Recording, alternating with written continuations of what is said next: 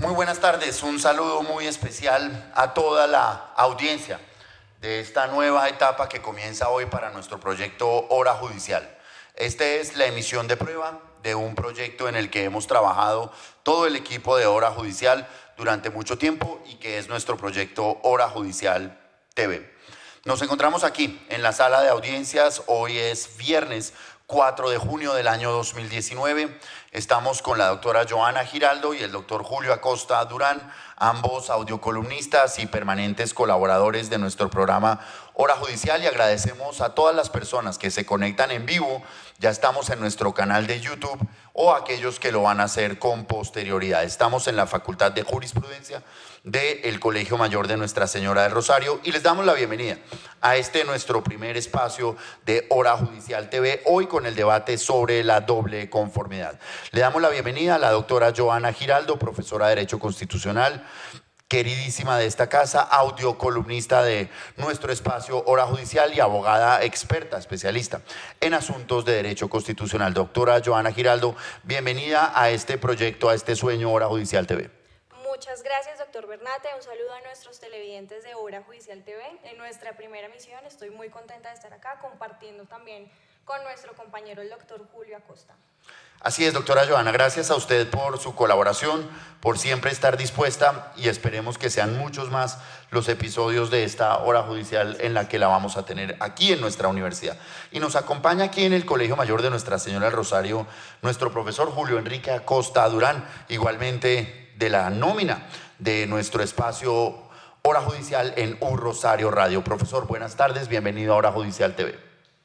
Muy buenas tardes, doctor Francisco, para usted y para toda la creciente audiencia, y ahora a todos los que nos acompañan en Hora Judicial TV. Es un placer estar acá en el Colegio Mayor del Rosario acompañando y sobre todo apoyando este nuevo proyecto que seguramente será muy exitoso. Gracias a ustedes. Hoy vamos a tener un programa para todos nuestros televidentes sobre la doble conformidad, que es un tema novedoso, que es un tema que nos interesa muchísimo. Doctora Joana Giraldo, ¿de qué se trata esto de la doble conformidad? Bueno, el derecho a la doble conformidad se debe diferenciar un poco del derecho a la doble instancia, que pueden ser términos de pronto un poco parecidos, pero el derecho a la doble conformidad, según lo ha dicho la Corte Constitucional, es el derecho a impugnar la primera sentencia condenatoria en materia penal. Es decir, esta primera sentencia condenatoria en materia penal puede ser la dictada en la segunda instancia perfectamente. Entonces, la doble conformidad implica que un funcionario el superior funcional o jerárquico pueda revisar los elementos que llevaron a la condena de esta persona y que se profiera una decisión en la que se avale dos funcionarios judiciales una misma sentencia condenatoria. Es decir, que sea una garantía del debido proceso penal para una persona que ha sido condenada de pronto en segunda instancia por primera vez. ¿Hace cuánto se habla entre nosotros, doctora Joana, de doble conformidad? Bueno, pues es algo más o menos reciente, porque a partir de la sentencia C-792 del 2014 se exhortó al Congreso de la República para que legislara sobre la materia. En efecto, la Corte dijo que a partir del 24 de abril del 2016, que fue cuando se cumplió el primer año de exhorto, si no se cumplía efectivamente con esta regulación, cualquier persona podría ejercer su derecho a la doble conformidad en la forma en que reglamentara propiamente el juez de conocimiento. Entonces, como a partir del 24 de abril del 2016 no hubo legislación, entonces la Sala Penal de la Corte Suprema de Justicia ha tenido que proveer unas reglas provisionales hasta tanto el Congreso legisle. Entonces es desde abril del 2016, pero su fundamento está en la Constitución del 91. Profesor, la doctora Joana nos contaba algo que es muy importante, profesor, y es en qué consiste, cuál es esa diferencia entre doble instancia y doble conformidad. Ya la doctora Joana Giraldo pues nos dejó claro que son dos cosas diferentes, pero ¿en qué radica la diferencia? Bueno, es muy importante señalar desde el inicio que ese derecho a la doble conformidad o un derecho a una corroboración de una sentencia condenatoria ha sido en este momento analizado por nuestras cortes, esperando que el legislador se pronuncie al respecto. Si bien es cierto, el acto legislativo 01 del 18 de enero de 2018 reformó la Constitución, lo hizo fue precisamente para estar acorde con los instrumentos internacionales, entre ellos el Pacto de Derechos Civiles y Políticos, que en su artículo 14, numeral quinto, establece ese derecho de toda persona declarada culpable a que esa sentencia, cuando es una sentencia por un delito, pues deba ser corroborada por un superior jerárquico. Desde ese momento nace para nosotros ese derecho y esa garantía que significa que, repito, toda sentencia, cuando es la primera en el proceso, tiene derecho a ser corroborada por un superior, inclusive cuando es en la Corte Suprema de Justicia, y eso es muy importante. La propia Corte, como lo decía la doctora Joana, estableció unas reglas para saber cuándo, por ejemplo, esa primera sentencia condenatoria proviene de la Corte Suprema de Justicia en recurso de casación, diciendo en esta oportunidad la Corte Suprema que si una persona fuese absuelta en primera instancia, absuelta en segunda instancia y fuere condenada por primera vez en la Sala de Casación Penal de la Corte Suprema de Justicia producto del recurso extraordinario de casación, tendría derecho a una impugnación especial. Aquí ha nacido entonces una impugnación que no estaba regulada de ninguna manera ni en la Constitución ni en la ley, y que la Corte Suprema de Justicia por vía jurisprudencial ha establecido unas normas que hoy por hoy son las que están actualmente vigentes para estos procesos, sin pasar por alto, por supuesto, que existe un factor temporal que es muy importante para ello. Eso sería la doble conformidad. La doble instancia pues es un derecho que le asiste a cualquier persona que acude a la Administración de Justicia para que la sentencia, si le es desfavorable y siempre que exista un interés jurídico, pueda impugnarla. Ese es simplemente, y inclusive para las personas que acuden como víctima, la víctima también tendría derecho a una doble instancia. La Fiscalía, pues, independientemente de que estemos en un sistema acusatorio modulado a la colombiana, también tendría ese derecho, sin desconocer, por supuesto, que existen legislaciones en las cuales únicamente en procedimientos penales se puede impugnar la sentencia condenatoria, la que afecte a la defensa. De manera que, como una primera conclusión, diríamos que la doble conformidad es el derecho que tiene toda persona que ha sido condenada en alguna de las instancias a que esa condena sea revisada, valga la pena decirlo, por una autoridad superior. La doble instancia pues es un derecho que le asiste a todas las partes. La doble conformidad sería solo para el condenado. Así es. Perfecto. Pero me llama la atención que se habla, doctora Joana, de que es una figura solamente exclusiva para procesos penales. ¿Es así? Pues de acuerdo con estos fallos, con la sentencia de unificación 215 del 2016 y la sentencia C792, también estableció que es para el proceso penal. Incluso algunos de los salvamentos de voto establecían que el artículo 29 constitucional sobre el debido proceso, que es uno de los fundamentos jurídicos para la decisión de la Corte Constitucional de reconocer la doble conformidad, incluso antes del acto legislativo número 1 del 2018 al que se refería el doctor Julio, es que esto hace parte, el salvamento decía que el debido proceso y la doble conformidad de pronto se hablaba, era de todas las sentencias judiciales y no únicamente en materia penal. Entonces, pues aquí estamos hablando únicamente del estudio de constitucionalidad, principalmente del sistema penal acusatorio, de la ley 906 del 2004, y otro aspecto importante es que en estos salvamentos se establece que no debería haber de pronto el reconocimiento de doble conformidad para procesos tramitados bajo la ley 600, porque en principio se presume que estos ya han sido ejecutoriados y el fallo de constitucionalidad se refirió exclusivamente al sistema penal acusatorio. Sin embargo, en el comunicado de la sentencia al cual estamos aludiendo, habla de todas las sentencias condenatorias. Entonces entendemos que es tanto sistema penal acusatorio como ley 600. Ahora, pero claramente en asuntos laborales, de familia, agrarios, comerciales, no va a aplicar la doble conformidad. Pues no se ha desarrollado. No se ha desarrollado. Estas sentencias no estudiaron nada absolutamente al respecto, únicamente proceso penal. Puede ser un punto sobre el cual la Corte se pueda pronunciar y de pronto hacer extensivo el derecho a la doble conformidad, pero por el momento estamos hablando de sistema penal. En esta nuestra primera emisión de Hora Judicial TV, queremos darles un saludo a los diferentes amigos de nuestro espacio, de nuestra Hora Judicial, que ya se conectan y que nos acompañan en esta primera prueba. Nos ven desde Medellín. Aquí está Sofía Romero Franco, que está conectada con Hora Judicial TV. Le damos las gracias a Sofía. No olviden que ella nos acompaña los viernes en hora judicial, en la emisión radial, y que además tiene a su cargo el maravilloso proyecto radial del Consultorio Jurídico de la Universidad de Medellín. Gracias, Sofía, por estar con nosotros. Doctor Julio Acosta, la doctora Joana pues nos contaba que el primer precedente que tiene esto es la sentencia C-792 del 2014, que establece que será en abril 24 del año 2016 cuando comience a regir esto de la doble conformidad. Un debate, y ya usted me dice si existe tal debate o no, tal discusión, es si existe un choque de trenes entre la Corte Suprema de Justicia y la Corte Constitucional. La Corte Suprema de Justicia se ha negado en repetidas oportunidades a revisar por vía de impugnación, entre comillas, especial, algunas de las sentencias, sobre todo en los casos de los aforados, entendiendo, por supuesto, claro, que para el momento en que se habían se habían fallado esos procesos en lo que conocemos como única instancia, las reglas del procedimiento eran esas y por tanto no se podría decir que se estaba afectando una garantía cuando para ese momento, reitero, eran las reglas de juego con las cuales fue juzgada una persona.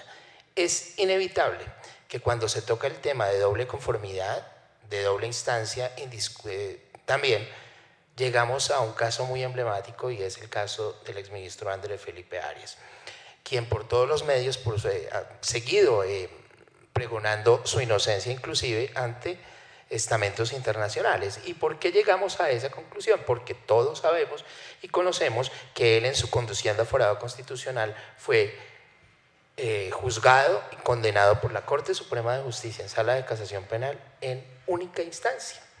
Esto, atendiendo a los contenidos del acto legislativo número 1 de 2018, podría entrever que se le había vulnerado esa posibilidad de que él acudiera a que algún superior le revisara ese fallo condenatorio.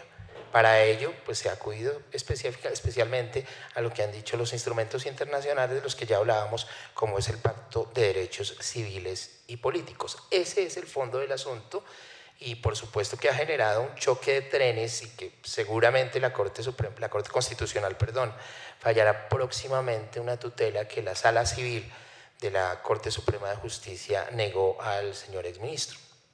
Bueno, sobre ese punto hay que aclarar que el magistrado Alejandro Linares aclaró su voto a esta sentencia y dijo que en este caso quienes hubieran sido condenados en única instancia o en sede de casación no los cobijaban los efectos de este fallo. Entonces de pronto es una claridad que hizo el magistrado y que podría de pronto excluir el caso de Andrés Felipe Arias. O sea, los casos ya fallados, los casos que ya tuvieron una segunda instancia condenatoria y donde no hubo doble conformidad, no se pueden afectar. Exacto, porque ya están ejecutoriados en su mayoría. Es decir, no habría un choque entre cosa juzgada y doble conformidad. Doble conformidad, exacto. Aplicaría a futuro un poco. A futuro un poco, y pues ese es uno de los puntos que el magistrado Carlos Bernal en su salvamento de voto discutió, porque él establecía que este fallo de pronto podría dar unos efectos que no fueron los previstos por la Corte Constitucional para todas las condenas, incluyendo Ley 600 y Ley 904. Y también se podría afectar el tema de los aforados constitucionales, que es el caso de Andrés Felipe Arias, pero en la aclaración el magistrado Alejandro Linares dice que no aplica para ellos. Entonces de pronto habría que esperar al fallo completo. Lo que tenemos ahora es un comunicado de prensa, pero en este fallo sí deberán aclarar si aplica o no, porque de pronto entra a reñir con las reglas que estableció la Sala Penal de la Corte Suprema. Es claro, para ese momento, cuando sale el acto legislativo, y a eso me voy a centrar, es claro que allí no se habla de ningún efecto retroactivo ni normas transitorias para que este acto legislativo cobijara decisiones ya ejecutoriadas. Eso dice el acto legislativo. En ese sentido, la Corte, como guardiana de la Constitución, yo creo que reafirma lo que muchos estábamos esperando, porque finalmente lo que podría ocurrir es un choque de trenes y una tensión entre derechos fundamentales, como sería el de la seguridad jurídica y ese derecho a la revisión o corroboración de una sentencia condenatoria. La seguridad jurídica que deviene, por supuesto, de la ejecutoria de una sentencia, de la declaratoria en firme de una sentencia judicial. Muy bien, estamos en este espacio de Hora Judicial TV. Queremos dar las gracias a todos los que ya están conectados con nosotros. Esta es nuestra emisión de prueba. Seguiremos acá pues tocando con nuestros expertos todas las temáticas. Somos U Rosario Radio, este es un espacio de la Facultad de Jurisprudencia y cómo no, así como en nuestro espacio radial tenemos a nuestros audiocolumnistas, pues en Hora Judicial TV también nuestros audiocolumnistas tendrán su espacio y qué mejor, doctora Johanna Giraldo, que la primera audiocolumnista sea la doctora Elena Hernández, a quien le damos la bienvenida desde Medellín. Nos va a hablar de un asunto, doctora Costa, de toda la relevancia de la ira y el intenso dolor. Bienvenida, Elena Hernández.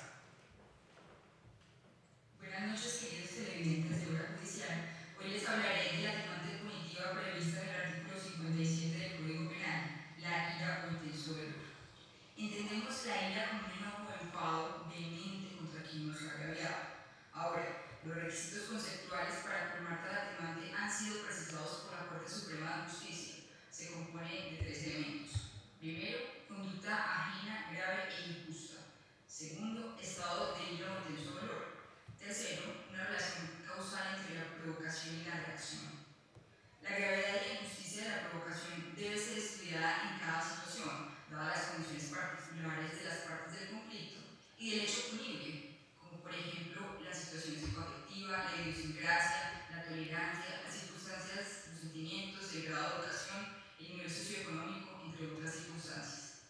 La jurisprudencia ha indicado de tiempo atrás que el simple enfado generado en una situación emocional que moleste a una persona no constituye el estado de ira, ya que este requiere un estado de perturbación del psiquismo que altere de manera grave y transitoria su afectividad.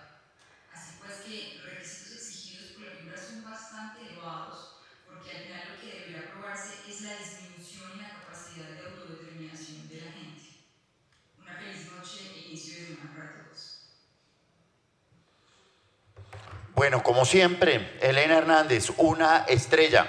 La queremos muchísimo y no podía ser diferente que estuviera ella en la primera edición de Hora Judicial TV. Gracias a todas las personas que se conectan con nosotros. No hicimos una gran campaña de expectativa, ni mucho menos. Son emisiones de prueba recién, tenemos mucho por mejorar, pero este es nuestro proyecto. Estamos aquí en Hora Judicial, hoy conversando sobre la doble conformidad. Doctora Johanna Giraldo, ¿cómo ve usted o cuál es la situación? Porque la Corte Constitucional pareciera que le dice al Congreso, bueno, legisle, reglamente esta materia, que según usted nos ha enseñado, pues fue lo mismo que pasó en el año 2014. ¿Qué pasa si el Congreso nos pide la legislación? ¿Qué límites tiene el Congreso en esa legislación? ¿Podría tirarlo retroactivo, que es un poco también lo que se ha dicho, o tiene algunas limitaciones? Podría hacerlo perfectamente, pero en caso de que no legisle, no pasa absolutamente nada. Esto es un llamado de atención, el exhorto al Congreso de la República es un simple llamado de atención para que regule una materia, no es una obligación, no es un deber, no hay un término perentorio, generalmente el término perentorio es de 1 año, pero cuando se incumple ya vemos que no pasa nada. El término perentorio de la sentencia C792 fue abril del 2016, desde entonces no pasó absolutamente nada, hasta el punto en que la Sala Penal de la Corte Suprema tuvo que regular provisionalmente este punto. Entonces, bueno, que sea una obligación del Congreso no lo es. El Congreso de la República, si a bien tiene legislar en algún momento, podría reconocer la doble conformidad de forma retroactiva, porque es un punto muy importante que se abordó en la sentencia C792 y es que ante el incumplimiento de ese exhorto del Congreso, desde abril del 2016 se podía solicitar esta garantía, pero como la sentencia declaró la inconstitucionalidad diferida hasta esta fecha, las personas que antes hubieran querido solicitar esa garantía no lo pueden hacer, porque la constitucionalidad diferida implica que a partir de esta fecha únicamente se pueda solicitar. Digamos que esta figura procesal constitucional implica que, bueno, la Corte reconoce que hay una norma que es inconstitucional, pero la mantiene en el tiempo hasta tanto haya una legislación, hasta tanto se cumpla un hecho jurídico que la Corte determine. Entonces es mantener situaciones inconstitucionales, diferirlas en el tiempo hasta tanto ocurra un hecho que bien pueden ocurrir, como fue la legislación que no existió. Pero entre tanto, doctor Julio Acosta, pues los ciudadanos seguirán tramitando sus peticiones de doble conformidad. Para nuestros oyentes que necesitan ya como un poco la práctica, profesor Julio Acosta, las preguntas son varias. Primero, ¿quiénes tendrían derecho? ¿Qué ciudadanos que han sido condenados en una segunda instancia? ¿Quiénes tendrían el derecho a la doble conformidad? ¿Cómo lo tramitan? Es claro que si hoy el tribunal revoca una absolución de un juzgado del circuito, que a su vez había confirmado una absolución del municipal. Bueno, se tramita la doble conformidad. Pero si yo fui condenado en el 2015 o en el 2017, ¿quiénes tienen derecho a esa doble conformidad en su criterio y cómo ha estado aplicando y qué debemos hacer? Sí, acá hay que establecer primero lo que se decía anteriormente. Si todas estas decisiones de las Cortes, de la Corte Suprema de Justicia, de la Corte Constitucional, el comunicado último, tendrían los efectos retroactivos y más o menos o desde cuándo. Como está actualmente la situación, pues es importante señalar que cuando existe esa primera sentencia condenatoria en el Tribunal Superior, se abre ahora una doble posibilidad. La primera, acudir a una impugnación especial, o la segunda, acudir directamente al recurso extraordinario de casación. La Corte Suprema de Justicia en ese sentido estableció unas reglas que son muy puntuales para cómo es que se debe utilizar este mecanismo de doble conformidad en la actualidad para ese tipo de sentencias. Entonces, si una persona es condenada hoy por primera instancia en la Corte Suprema de Justicia, el artículo 235 constitucional estableció, pues creó unas nuevas salas, la sala de instrucción y sala de primera instancia de la Corte Suprema, pero también se estableció ese mecanismo especial. Dijo la Sala de Casación Penal de la Corte Suprema de Justicia que en el caso de que la Corte sea la que primero expide, la primera autoridad que expide una sentencia condenatoria, en ese sentido el fallo solo será firmado por 6 de los integrantes de la Sala de Casación Penal. Y procede entonces un mecanismo de impugnación especial contra esa sentencia, donde los 3 magistrados restantes que no hayan estado en la discusión del proyecto decidan esa impugnación, que obviamente debe interponer el defensor o el acusado. Salta aquí la duda, por ejemplo, y esa es una cuestión eminentemente práctica, que al día de hoy tenemos 6 magistrados titulares de la Sala de Casación Penal de la Corte Suprema de Justicia y 3 sillas vacantes. Entonces, de acuerdo a cómo está, significaría que necesariamente esa impugnación especial que trata jurisprudencialmente únicamente la podrían resolver una sala de conjueces. ¿Qué pasa entonces con la decisión en el tribunal? Entonces procede para la defensa puede acudir sin el tecnicismo de la casación, porque la Corte Suprema de Justicia, retomando alguna decisión de la Corte Constitucional, dice que lo que garantiza verdaderamente ese acceso a una segunda decisión, a esa corroboración de la sentencia condenatoria, no es el recurso extraordinario de casación por su tecnicismo, sino que se debería hacer un recurso más idóneo y más al alcance del procesado. Tan es así que hoy por hoy esa impugnación contra la decisión del tribunal o puede ejercerla el acusado o su defensor. Esa decisión, al hacerla, llegaría a la Sala de Casación Penal de la Corte Suprema de Justicia para que resuelva esa impugnación especial, y esa decisión que tome la Corte Suprema de Justicia no tendría posibilidad de acceder al recurso de casación. Entonces quedaría ahí simplemente porque se asimila a un trámite del proceso de segunda instancia, como son de los aforados legales. Esa es la situación actual y práctica en la que está el problema jurídico, repito, que ha sido resuelto por la Corte Suprema de Justicia aunque el legislador no ha podido señalar cuál es el camino legislativo para solucionar este tipo de problemas. Actualmente así está el problema.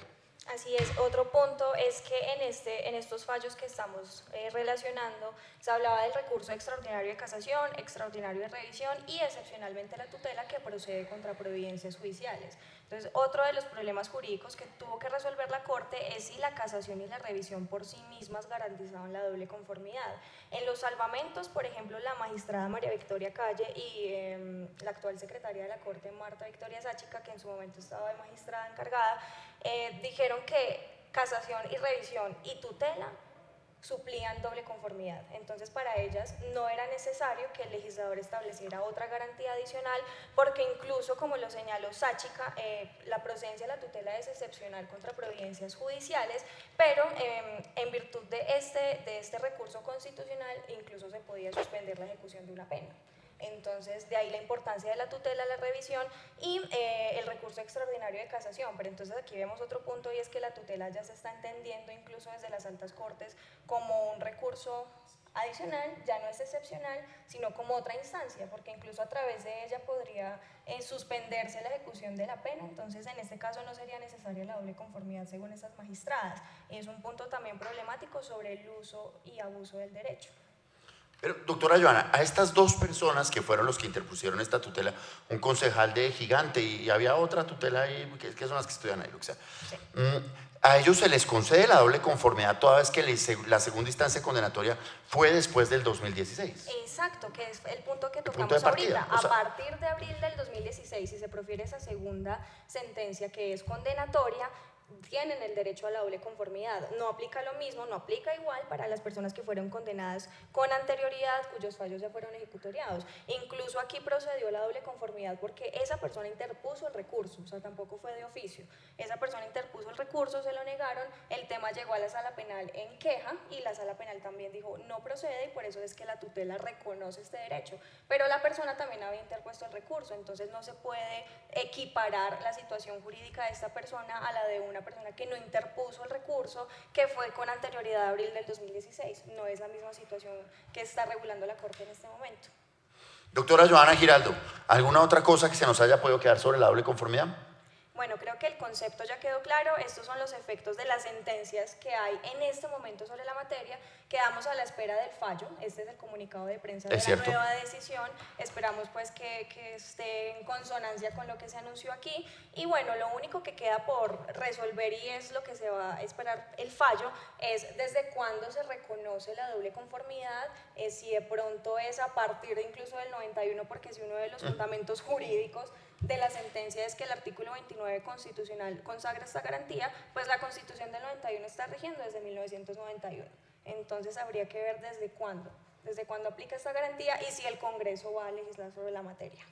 Los fallos de los que hemos hablado, doctora Joana, C792 del 2014, ¿cierto? Es como el primero. ¿Algún otro que valga la pena tener en cuenta? Muy importante, la sentencia de unificación SU 215 del 2016 y este comunicado, el comunicado de prensa de esta sentencia, que es de componencia del magistrado Antonio José Lizarazo, sentencia de unificación 217 del 2019, que está pendiente de publicación.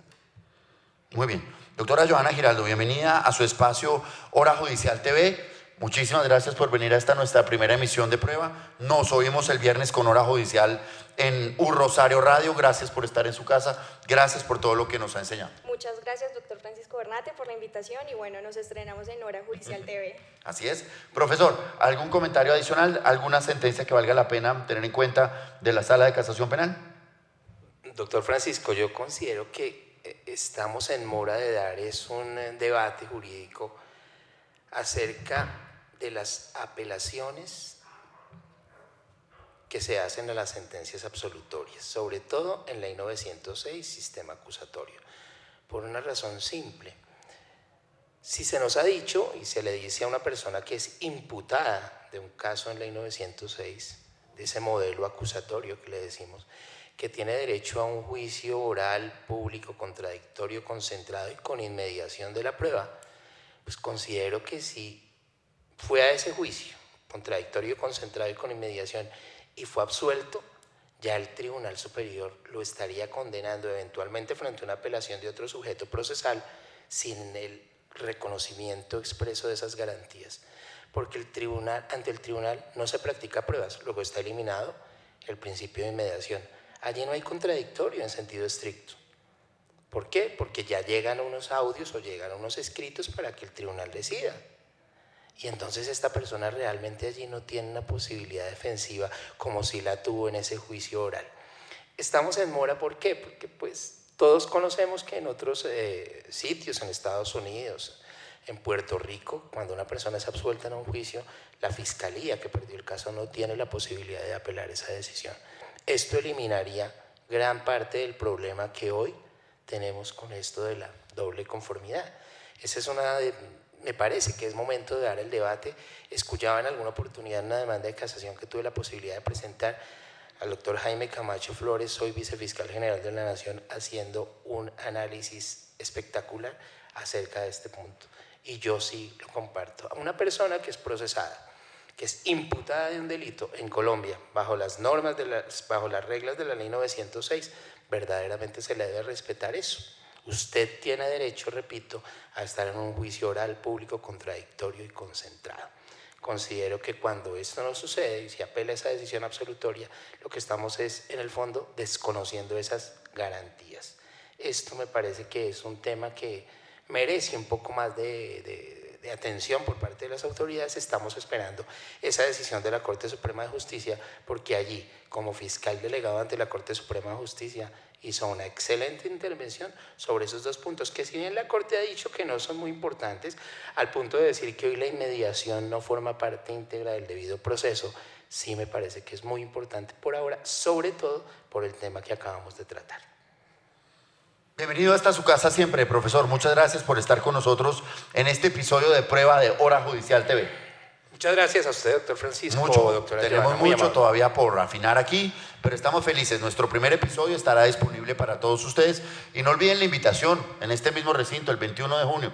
Vamos a celebrar el Día del Abogado hablando sobre abogados y medios de comunicación. Joana Giraldo estará en el primer panel a las 8 de la mañana con Karen Laverde y con Jorge Espinosa. Y Julio Acosta estará en el último panel sobre juicios paralelos, con Laura Palomino, con Paula Bolívar de la W y con nuestro audiocolumnista Iván Cancino. Muchas gracias a los que nos acompañaron, muchas gracias a ustedes que nos apoyaron en la parte técnica. Un feliz resto de tarde, muchísimas gracias.